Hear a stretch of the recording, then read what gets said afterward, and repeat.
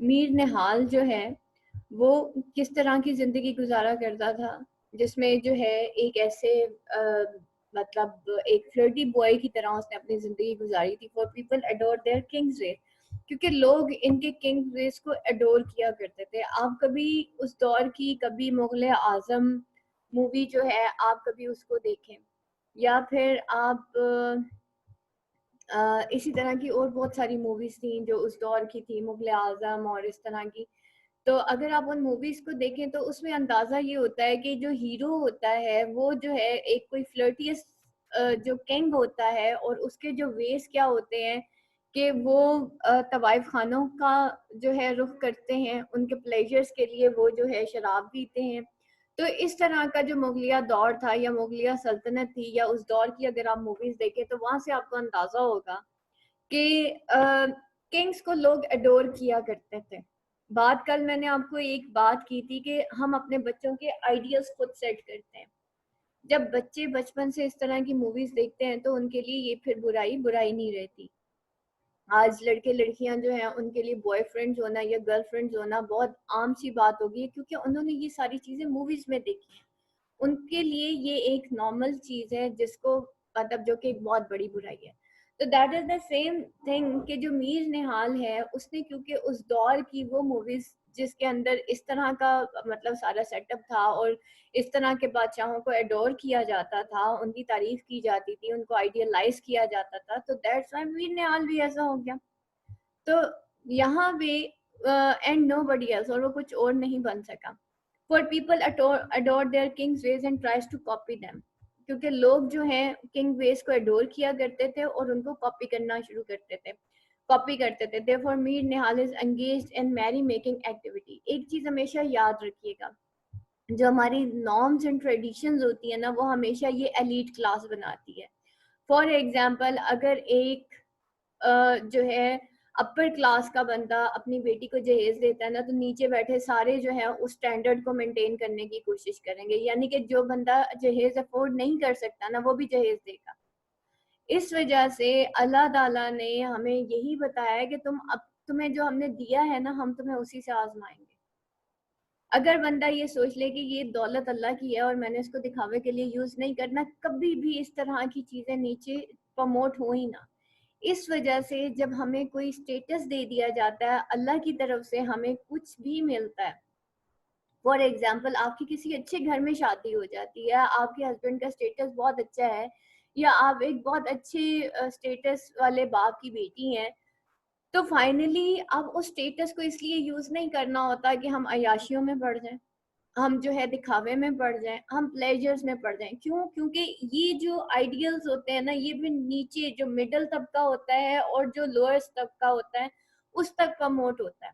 आप कभी देखें कि आप जैसे अब इमरान खान की बीवी है, वो पर्दा करती है, लोग उसको आइडियलाइज करते हैं ना, लेकिन एक आम गरीब घर की लड़की जब पर्दा करेगी तो लोग क्या कहेंगे कि ये शायद बैकवर्ड है तो इस वजह से पर्दा करती है, या इनके पास शायद पैसे नहीं है तो इस वजह से पर्दा करती है। लेकिन जब जो है एक एलीट क्लास या एक स्टेटस रखने वाला बंदा जो है वो किसी चीज को फॉलो करता है और वो अच्छी चीज को फॉलो करता है तो लोग उसको भी अडोर करना शुरू कर देते हैं, उसके फॉलोअर्स हो जाते हैं। इसी तरीके से जो एलीट क्लास है या जो पढ़ी लिखी क्लास है, अगर वो कुछ गलत करती है तो लोग उसको भी आइडियलाइज करना शुरू हो जाते हैं। इस वजह से हमारा जो रोल है, ठीक है, एज कि हम हमारा जो रोल है बीइंग कि हम जो है अपने नीचे की सोसाइटी के लिए एक रोल मॉडल बने, तो उसमें ये है कि बेटा अगर अल्लाह ने आपको स्टेटस दिया, अपना पैसा दिया है, सब कुछ दिया है, तो काइंडली नीचे के लोगों में वो चीज प्रमोट करें जो हक है, गलत चीज प्रमोट ना करें। एट दैट टाइम मुगलिया सल्तनत में क्योंकि ये चीजें आम थी, तो उसके बाद आने वाले जो लोग थे, इवन वो जो movies like Mughle Azam and this and that आप लोगों ने शायद ना देखी हो, लेकिन हमने देखा, हमारे जो मतलब घरों के अंदर ये मूवीज बार बार रिपीटेडली हमारे घर वाले मतलब जितने भी एल्डर्स थे वो देखा करते थे। और क्या था उसके अंदर? ओवरऑल सिवाय बेहयाई के और कुछ भी नहीं था। अनारकली और मेरा ख्याल है हीरो का मुझे शहजादा सलीम और अकबर, शहनशाह अकबर, ये 3 मेन कैरेक्टर्स थे और उसके अंदर सिवाय बेहयाई के और कुछ भी नहीं था। ठीक है, तो दैट वाज द मूवी जिसको मतलब एक हमारे से पहले आने वाली जनरेशन जो आइडियलाइज करती थी, तो आप अंदाजा करें कि आगे जाके फिर उस जनरेशन का क्या बनेगा जो कि इस तरह की मूवीज देखती होंगी। इसी तरह से आप उस दौर के थोड़ा सा चले जाएं जरा पीछे, तो उस दौर में ये कोठे वाली मूवीज, ठीक है, प्रोस्टिट्यूट्स वाली मूवीज, इस तरह की बहुत आम थी। मुझे एक दो मूवीज के शायद नाम भी मेरे जहन में आ रहे हैं, लेकिन खैर भूल गई मैं। तो द थिंग इज दैट कि बेटा इन चीज़ों को कितना ज़्यादा प्रमोट किया गया और किस तरीके से, तो उस वजह से वो जो जनरेशन थी, जो बाद में आने वाली जनरेशन थी, जो बड़े शरीर की जनरेशन थी, वो फिर इन्हीं कामों में पड़ गई। इस वजह से वो अपने ना तो खुद उस चीज़ पे, कल्चर पे कायम रह सके, ना अपने बाद आने वाली जनरेशन को वो संभाल सके। कहने का मकसद ये है कि जब बादशाह भी प्लेजर्स में पड़ जाते हैं और आने वाली बाद की जो जनरेशन जो उनको आइडियलाइज करती हैं वो भी इसी इन्हीं मैरी मेकिंग में और इस तरह की चीज़ों में पड़ जाते हैं, तो फाइनली कौमें बर्बाद हो जाती हैं। जैसे कल मैंने आपसे एक बात की थी कि जो हमारे एंसेस्टर्स की गलतियां ना वो कौमें भुगतती हैं, आने वाले यंगस्टर्स भुगतते हैं। तो ये वो गलतियां हैं जो आने वाली जो जनरेशन हैं फिर वो भुगता करती हैं। आगे चलते हैं। फिर वो कहता है he is fond of pigeon flying one once a snake entered the cage and starting killing pigeons. Mir Nihal bird catches the snake bravely and kills it. Ahmad Ali says Mir Nihal has managed to catch the hold of snake's tail and pulling it out with his force. He jerks his hand backwards with a quick movement. Mir Nihal strikes it on the ground and leaves it. Its spine is broken, it becomes motionless and dies.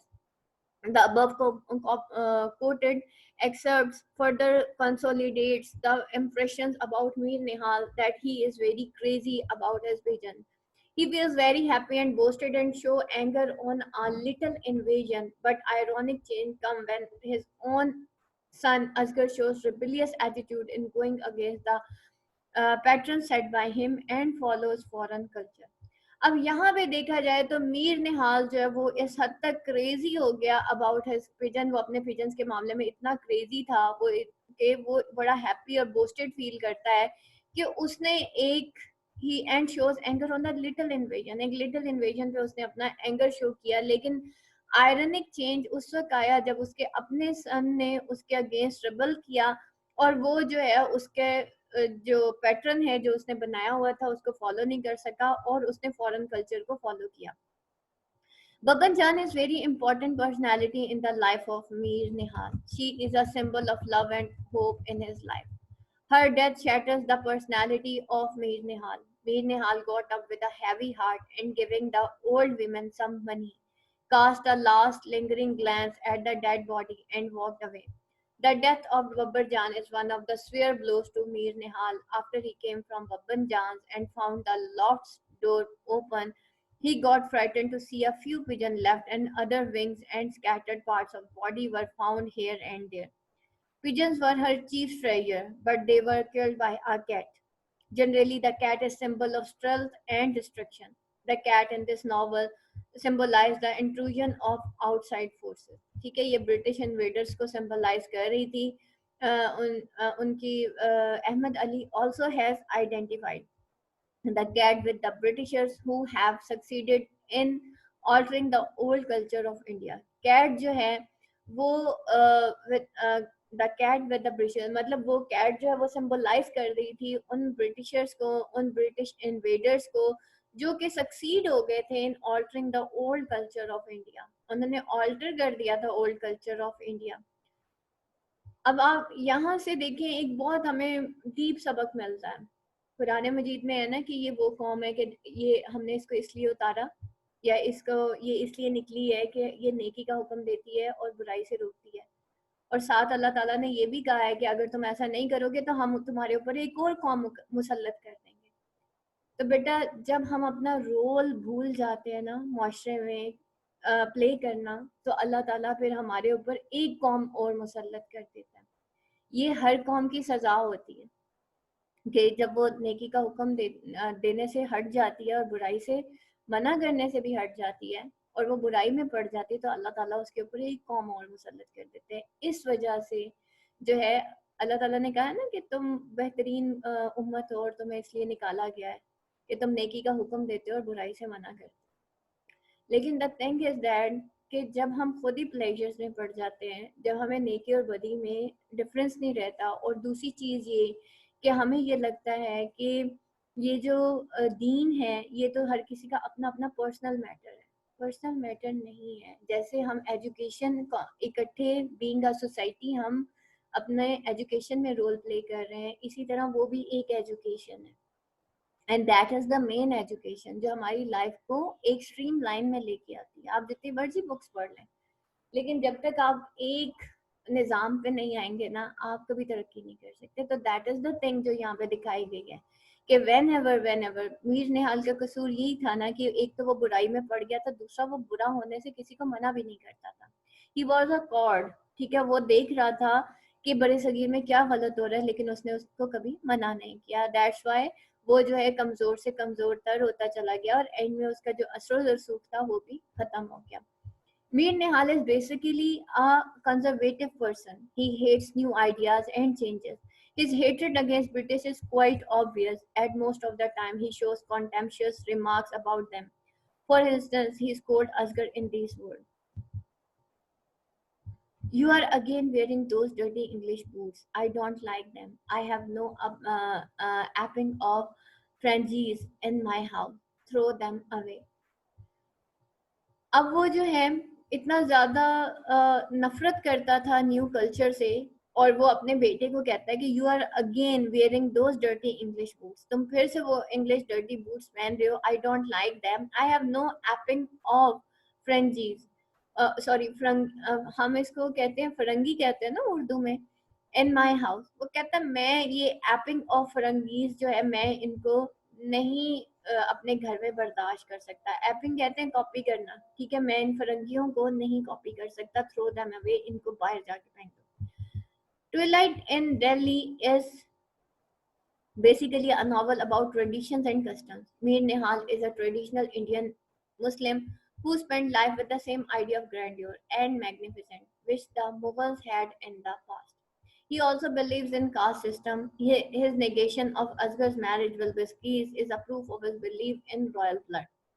Mir Nihal paralysis, क्योंकि ये खुद मुगल खानदान से था ना, तो वो basically वो बिलीव करता था कास्ट सिस्टम में, और मुगल जो थे वो सबसे अपर क्लास थी मुसलमानों की, इसलिए उसकी ये जो नेगेशन थी असगर की मैरिज विद बिल्किस, ये प्रूफ थी उसके इस बिलीव का। In royal blood Mir Nihal is paralysis Mir Nihal paralysis show the paralysed condition of the Muslims and their culture.